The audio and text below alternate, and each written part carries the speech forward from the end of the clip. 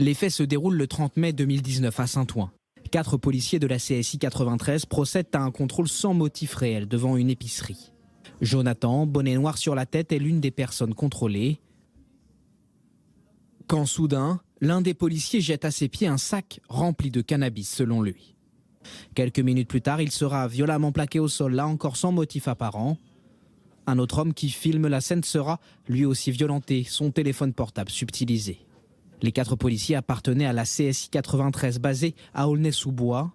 Ils risquent aujourd'hui jusqu'à 10 ans de prison. Quelque part, ce dossier révèle qu'il y a un peu deux types de citoyens. Il y a ceux qui ont un uniforme et qu'on peut croire sur parole. Et il y a ceux qui n'ont pas d'uniforme et pour lesquels on les croit que s'il y a des vidéos. Mis en examen notamment pour violence, pour la rédaction de faux procès-verbaux ou pour détention de stupéfiants. Les 4 fonctionnaires âgés de 35 à 43 ans étaient jusqu'à présent sous contrôle judiciaire dans l'attente de leur procès, avec l'interdiction d'exercer leur métier. Leurs avocats n'ont pas souhaité faire de commentaires. Ils n'ont pas à se positionner sur la question de la peine, mes clients. C'est pas ça qu'on leur demande. Eux, leur seule inquiétude, c'est que ces gens-là soient plus fonctionnaires de police et qu'ils ne soient plus dans la rue à pouvoir procéder à des interpellations. La compagnie de sécurisation et d'intervention de Seine-Saint-Denis, accusée de nombreuses dérives, devait initialement être dissoute.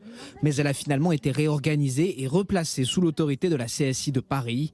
L'ancien patron de la CSI 93, à qui la justice ne reproche rien, a pris le commandement d'une autre unité décriée, la Bravem.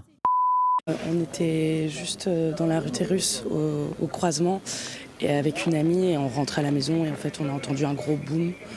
Et au début, on s'est dit que c'était juste une voiture qui avait percuté. Puis on a tourné la tête et en fait, on a vu le bâtiment s'effondrer. Du coup, on est allé au-devant et c'était un peu carnage, quoi.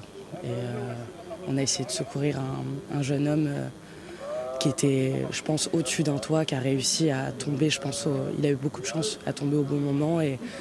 Et après, de là, vite les secours sont arrivés, donc ils ont sécurisé le périmètre, on a dû bouger. Ça a fait un gros boom et ce qui m'a assez surpris, c'est qu'on n'a pas entendu les débris, on n'a pas entendu ça a directement, je pense, effondrer le truc. Et ça sentait carrément le gaz à ce moment-là, mais c'est tout ce qu'on a capté à ce moment-là, quoi.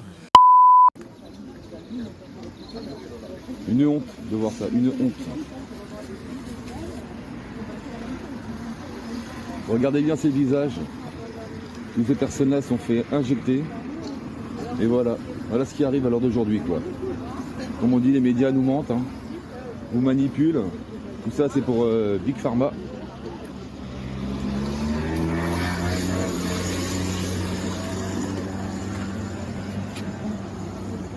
Je vais vous faire le tour complet de tous les panneaux. Et regardez bien ces visages de ces pauvres petits-enfants. Une honte. Regardez-moi ces enfants là, 6 ans, 5 ans, 7 ans.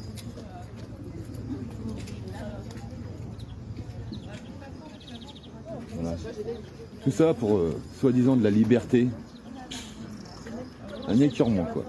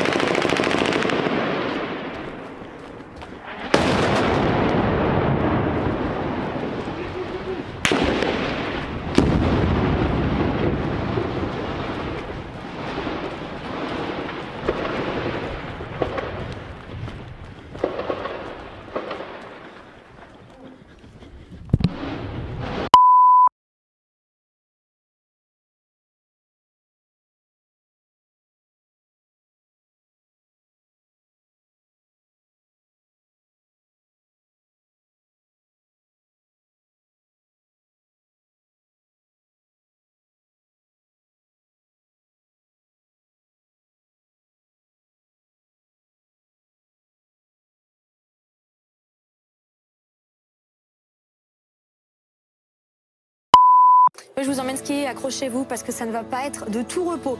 Alors tout commence dans l'État de Washington, donc aux États-Unis, un jeune homme qui s'appelle Francis Zuber qui décide d'aller faire du ski hors piste. Donc il se met une GoPro sur la tête pour pouvoir enregistrer son parcours. Et là, pendant qu'il est en train de slalomer entre les sapins, il se rend compte qu'il y a un truc rouge qui dépasse dans la neige. Du coup, il revient sur ses pas et il s'aperçoit qu'il y a quelqu'un qui est complètement enseveli sous la neige. Du coup, il décide de creuser. Je vous ai accéléré la vidéo parce qu'il y a énormément de neige. Donc ça prend du temps et il réussit à parler avec cet homme. Écoutez. C'est bon? Tout va bien? Ne t'inquiète pas, je suis là.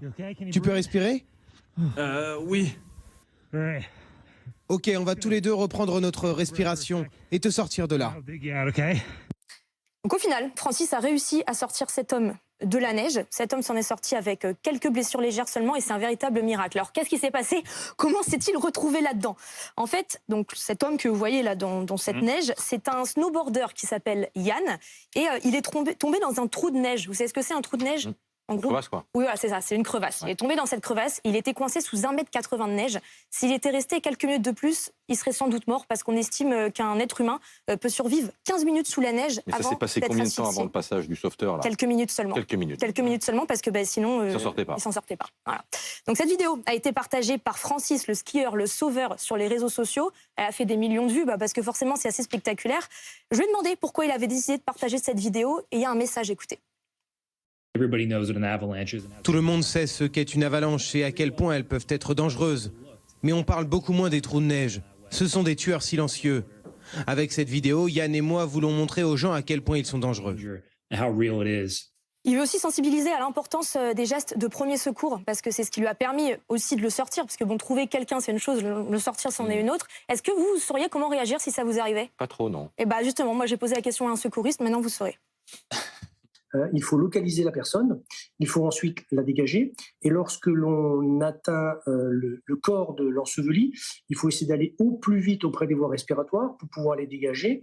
Il faut ensuite dégager l'intégralité du corps et notamment du tronc pour vérifier que la personne n'a pas d'éventuelles lésions comme des fractures ou des traumatismes graves.